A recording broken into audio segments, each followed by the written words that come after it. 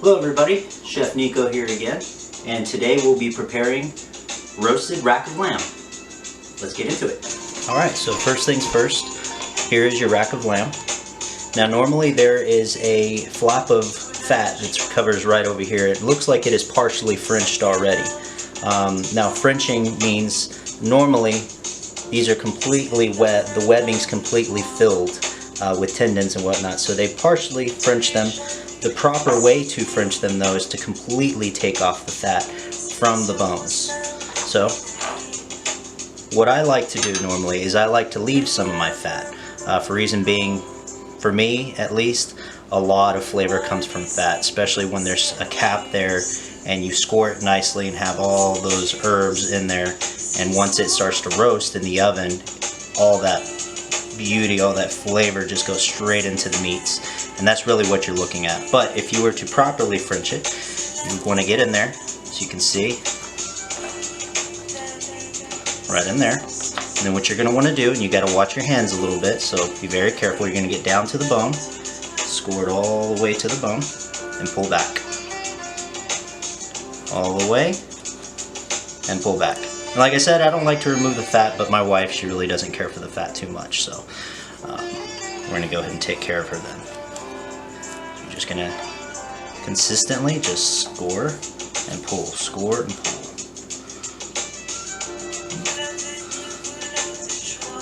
There we go, we're getting there. Little by little. There we go. And we're about there. There you go. So that's the way that looks. Okay, now we're going to go ahead and make the marinade. But first and foremost, you have your rack of lamb here. You're going to grab yourself a nice sheet pan here and go ahead and line it with aluminum foil. It makes your job a lot easier, especially if you're cleaning. You're just going to crumble that up and throw it away once you're all done. So on the marinade, what we're going to do here is first off we're going to start with 1 teaspoon of thyme. Dump that right in there. 2 teaspoons of rosemary. Ready? Goes out the way. And 2 teaspoons of Dijon mustard. Get that all in there. And I really like Dijon, has a nice little bite to it. If you don't have Dijon, yellow mustard's just fine. I prefer Dijon, has a nice bite. Okay, now we're going to go with 2 teaspoons of minced garlic. Put that right in there. Now we're going to do 2 teaspoons of Worcestershire sauce. Put that right in, just like that. And 1.5 tablespoons of soy sauce. Put that right in there. Okay. Get our whisk. Just going to give it a little whisk for a second. Get that all incorporated real nice. So, you don't want it too pasty, and you don't want it too runny, that's for sure. Okay. Now we're going to finish it off with 1.5 tablespoons of olive oil. Just that in real good.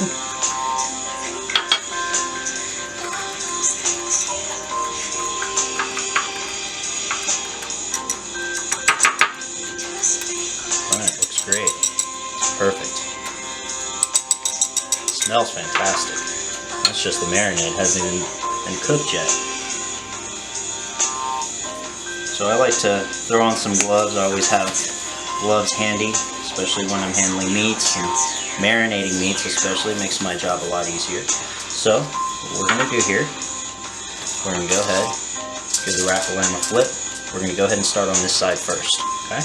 Just kind of get in there. Look at that. That's fantastic. All that garlic, all that in there real nice. We want to marinate the bottom real good because we're going to flip it, and once we flip it, that's where it's going to stay. I like to put a little bit of marinade on the bones as well. You can't eat the bones, but if you're anything like me, once it's all done, all this cartilage and whatnot kind of crisps up some, and it's pure flavor. It's fantastic. Okay, so give this a flip. Go. It's Beautiful. Marinate on. Get it in the crease. Go. So again, just get that all over the bones. Fantastic. It's a good flavor right there.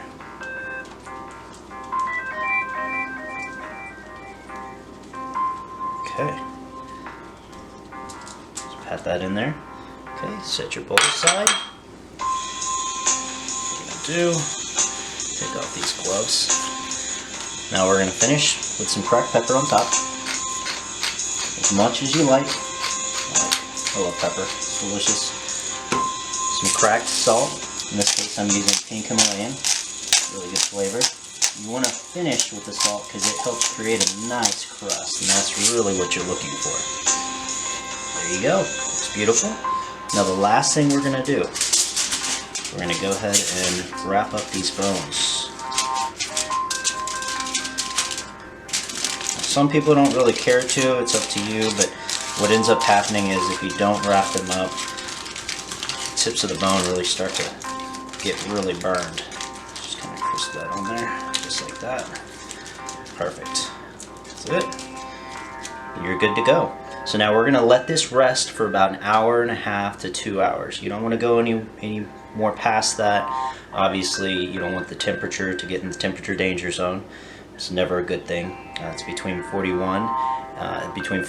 140. You don't want it to get there for too long. Now you want it at room temperature when you throw it in the oven because it'll help cook evenly, and that's really what you're looking for, is a nice even cook. So here in about an hour, I'll go ahead and preset the oven to 450. We're going to do that for about 10 minutes. And then from there, we'll go down to 300 and finish it off for another 20 minutes and get it into a nice medium rare, which is around 140, 145. And that's really where you're looking for with rack of lamb. If you prefer to cook it even longer, it's completely up to you. I love it medium rare. I think it's perfect just like that. So we're just going to let this sit for a little bit, and we'll see you in just a bit. All right. Okay, so it's 450 degrees. I'm putting it in right now, and we'll check on it in about 10 minutes. Okay, here we go. That is fantastic. Alright, so 450 for 10 minutes. Should look about like that. You're creating a nice crust of herbs and all that delicious marinade. Alright, so I set it to 300. We're going to let it go for another 20 minutes and we'll check the temp. And we should be good to go. Alright. Okay. We just pulled this bad boy out. Looks delicious. Look at the crust on there. Perfect temperature. That's a nice medium. That is perfect. That's where we want to hit, especially with a delicious, expensive piece of cut like this. So we'll let this rest for about 5 to 10 minutes. Let all those juices really absorb back into the meat, and we'll just wait. At the same time, we'll go ahead and prepare the sides, and we should be ready to go. So we'll be slicing here in about 5 to 10 minutes. Okay. So here we have the rack of lamb, cooked at a beautiful medium, and that's what we want. As you can see here, all the nice beautiful crust that happened with that nice marinade. What we're going to do is just pull this up. Now be careful, always using a blade. You always want to be careful. We're going to slice. Look at that. That is fantastic. And we call these lollipops for obvious reasons. That is beautiful. That is what you're looking for. Beautiful.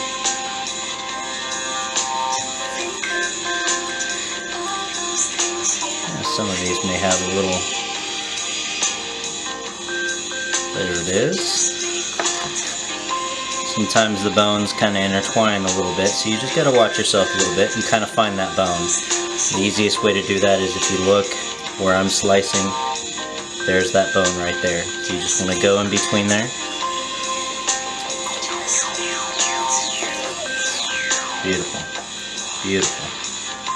That is a great cook temp right there. laying them out. Look at that. Look at that. You see the fat? It's actually rendered right there, and that fat that's inset inside, it infuses it with flavor, and that's just beautiful. That is what you want. Lay these out. Look at that. Beautiful. Okay, now I'll set the table, and I'll set the sides, and this is going to be an amazing meal. We'll see you in a second. Okay, so we have some rack of lamb here, ready to go. It's time to eat. This is Chef Nico from My House to Yours. I wish you health and happiness.